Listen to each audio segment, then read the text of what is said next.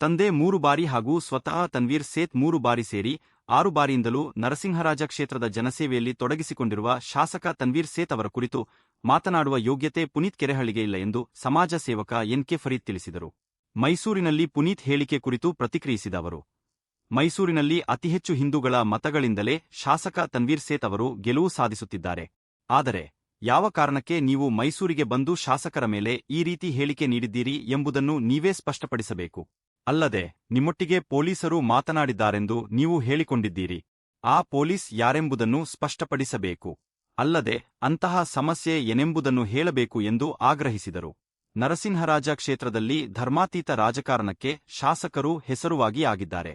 ಇದಾವುದರ ಅರಿವಿಲ್ಲದ ನೀನು ಇನ್ನೂ ಬಾಲಕ, ಹೀಗಾಗಿ ಸಮಾಜದಲ್ಲಿ ಕಂದಕ ತರುವ ಕೆಲಸ ಬೇಡ ಎಂದರು.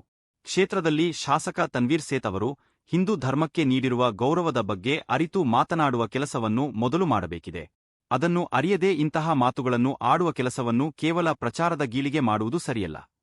ಇಂತಹ ಹೇಳಿಕೆಯಿಂದ ನಿನ್ನ ಯೋಗ್ಯತೆ ಏನು ಎಂಬುದು ತಿಳಿಯುತ್ತದೆಯೇ ಹೊರತು ಶಾಸಕರಿಗೆ ಏನೂ ಆಗುವುದಿಲ್ಲ.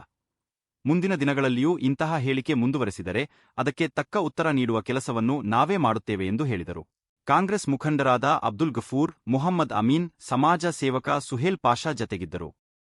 ಈದ್ ಮಿಲಾದ್ ಅಂತ ಹೇಳಿದ್ರೆ ಪ್ರವಾದಿ ಮಹಮ್ಮದ್ ಸಲ್ಲಲ್ಲಾಹು ಅಲೈಹಿ ವಸಲ್ಲಂ ಹುಟ್ಟಿದ ದಿನ. ಅದನ್ನ ಇಡೀ ವಿಶ್ವದಲ್ಲಿ ಬಹಳ ವಿಜೃಂಭಣೆಯಿಂದ ಆಚರಣೆ ಮಾಡ್ತೀವಿ. ಅದೇ ನಮ್ಮ ಮೈಸೂರು ನಗರದಲ್ಲೂ ಪ್ರತಿ ವರ್ಷ ಬಹಳ ಅದ್ಧೂರಿಯಾಗಿ ಆಚರಣೆ ಮಾಡ್ಕೊಂಡು ಬಂದಿರುವಂತ ಸಂಪ್ರದಾಯ ನಮ್ಮಲ್ಲಿ.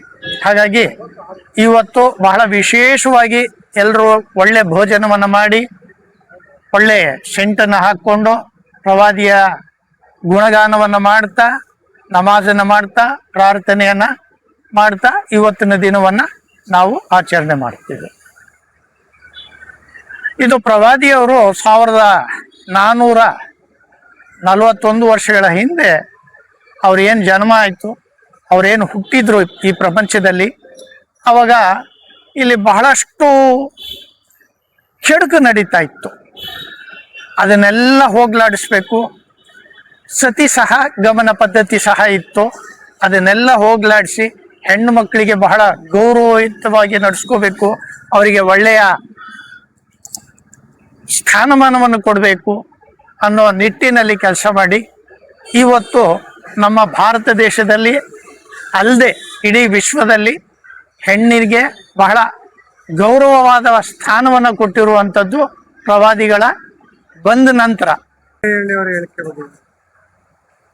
ಪುನೀತ್ ಕೆರೆಹಳ್ಳಿ ಯಾರಾತ? ಯಾರು ಪುನೀತ್ ಕೆರೆಹಳ್ಳಿ ಅಂದ್ರೆ? ನನಗೆ ಆಶ್ಚರ್ಯ ಆಯ್ತು, ದಿಗ್ಭ್ರಮೆ ಆಯ್ತು.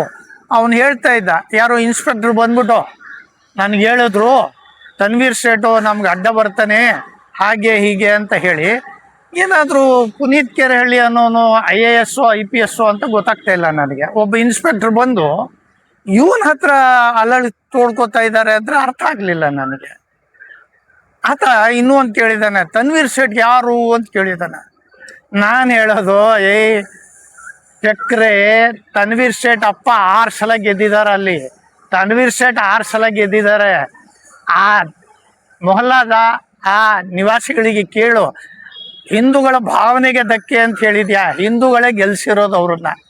ತನ್ವೀರ್ ಸೇಠಿಗೆ ಅವ್ರ ಅಪ್ಪನಿಗೆ ಹಿಂದೂಗಳೇ ಓಟ್ ಹಾಕಿ ಗೆಲ್ಸ್ಕೊಂಡು ಬಂದಿರೋದು.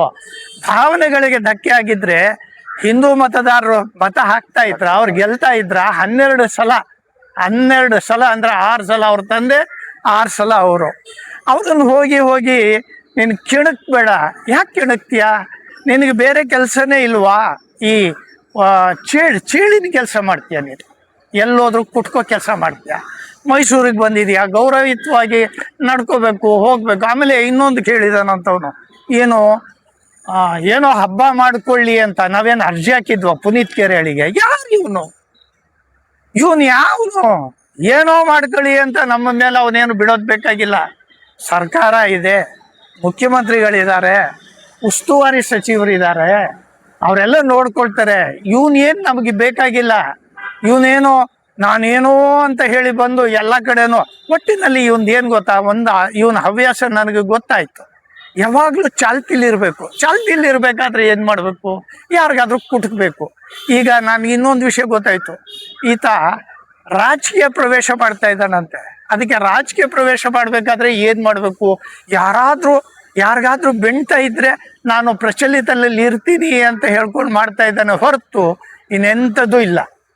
ಆಮೇಲೆ ತನ್ವೀರ್ ಸೇಠ್ ಬಗ್ಗೆ ಹೇಳ್ತಾ ಇದ್ದಾನಲ್ಲ, ಅವ್ರ ತಟ್ಟೆಲಿ ನೊಣ ಹುಡ್ಕೋಕ್ ಹೋಗ್ತಾ ಇದ್ದಾನೆ, ಇವನ್ ತಟ್ಟೆಲಿ ಹೆಗಣ ಬಿದ್ದಿದೆ, ಅದು ಕಾಣಿಸ್ತಾ ಇಲ್ಲ ಇವನ್ಗೆ. ಹೆಗಣ ಬಿದ್ದಿದೆ ಇವನ್ ತಟ್ಟೆಲಿ. ತನ್ವೀರ್ ಸೇಠ್ ತಟ್ಟೆಲಿ ನೊಣ ಹುಡ್ಕೋಕ್ ಹೋಗಿದ್ದಾನೆ. ಈತನ ಬುದ್ಧಿನೇ ಇವನೇನು ತನ್ನನ್ನು ತಾನು ಏನಂತ ಅನ್ಕೊಂಡಿದ್ದಾನೆ, ನಾನೇನೋ IPS ಹಾಕ್ಬಿಟ್ಟಿದ್ದೀನಿ, IAS ಹಾಕ್ಬಿಟ್ಟಿದ್ದೀನಿ, ಇನ್ಸ್ಪೆಕ್ಟರ್. ಯಾವ ಇನ್ಸ್ಪೆಕ್ಟ್ರ್ ಇವನ ಹತ್ರ ಹೇಳಿದ್ರು? ಸ್ವಲ್ಪ ಹೇಳಬೇಕು ಅಲ್ಲ. ಪೊಲೀಸ್ ಇನ್ಸ್ಪೆಕ್ಟ್ರು ಇವನ್ ಯಾವ ದೊಡ್ಡ ಗನಂದಾರಿ ಲೀಡ್ರು ಅಂತ ಹೋಗಿ ಇವನ ಹತ್ರ ಹೇಳ್ತಾರೆ? ಅಥವಾ ಇವನ್ ಯಾರು ಅವ್ರ ಮೇಲಿರುವಂತ IAS ಇಲ್ಲಿ ಜಿಲ್ಲಾಧಿಕಾರಿನ ಇವನು? ಏನೋ ತಪ್ಪು ಹೇಳಿಕೆಗಳನ್ನ ಹೇಳ್ಕೊಂಡು ಎಲ್ಲಾದ್ರೂ ಕೆಣಕಿ ಏನಾದ್ರೂ ಒಂದು ಅತಾಶ್ಚರ್ಯ ಮಾಡಬೇಕು, ಏನಾದ್ರೂ ಒಂದು ಗಲ್ವೆನ ಸೃಷ್ಟಿ ಮಾಡಬೇಕು ಅಂತ ಅನ್ಕೊಂಡಿದ್ದಾನೆ. ನೋಡಿ, ಒಂದ್ ಹೇಳ್ತೀನಿ, ಅಣ್ಣ ಬಸವಣ್ಣನವರು ಒಂದು ವಿಷಯವನ್ನ ಹೇಳಿದ್ದಾರೆ. ಏನು ಅಂತ ಹೇಳಿದ್ರೆ,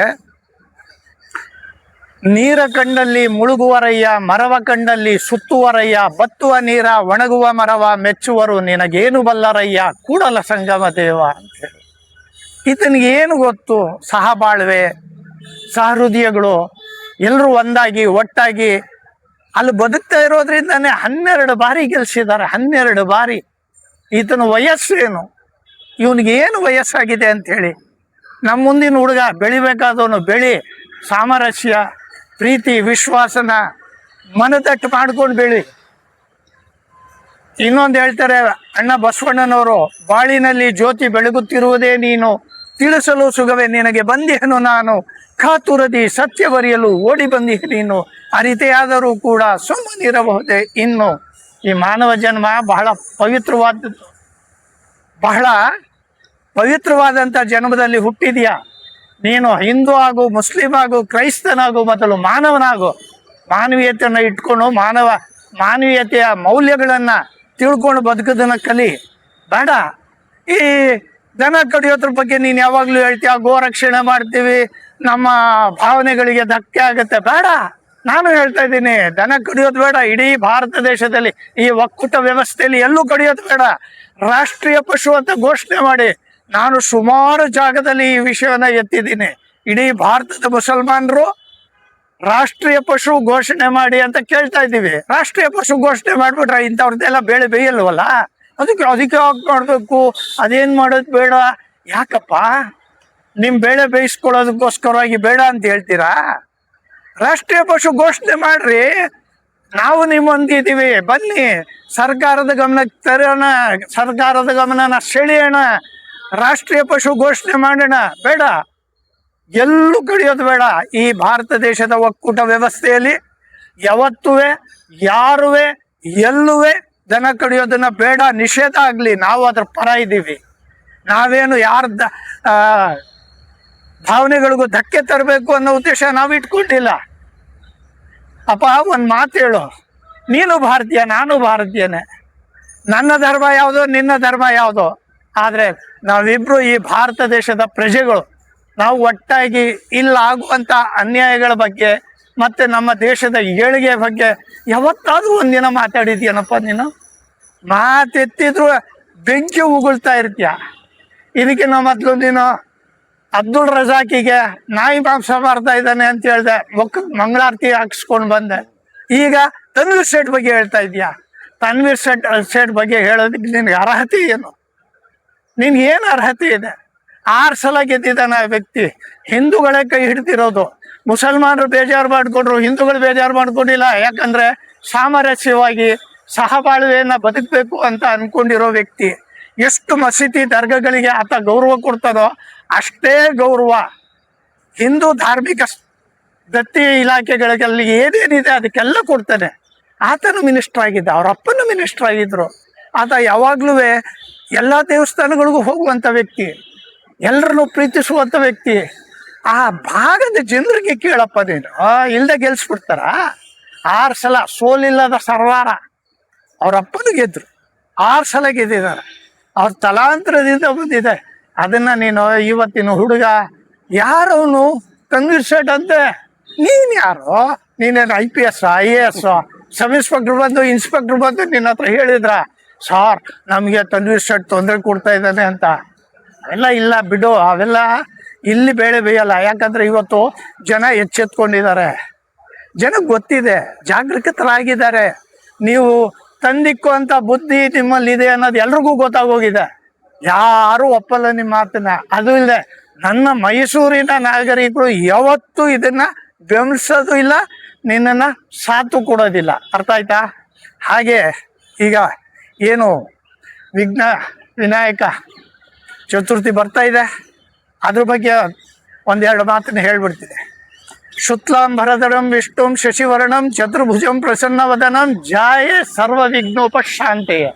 ಆ ಭಗವಂತ ನಮ್ಮ ಇಡೀ ದೇಶಕ್ಕೆ ಶಾಂತಿ, ಸುಖ, ಸಮೃದ್ಧಿಯನ್ನು ಕೊಡಲಿ ಅಂತ ಕೇಳ್ಕೊಳ್ತಾ ನನ್ನ ಮಾತನ್ನು ಮುಗಿಸ್ತಾ ಇದ್ದೀನಿ. ಜೈ ಹಿಂದ್, ಜೈ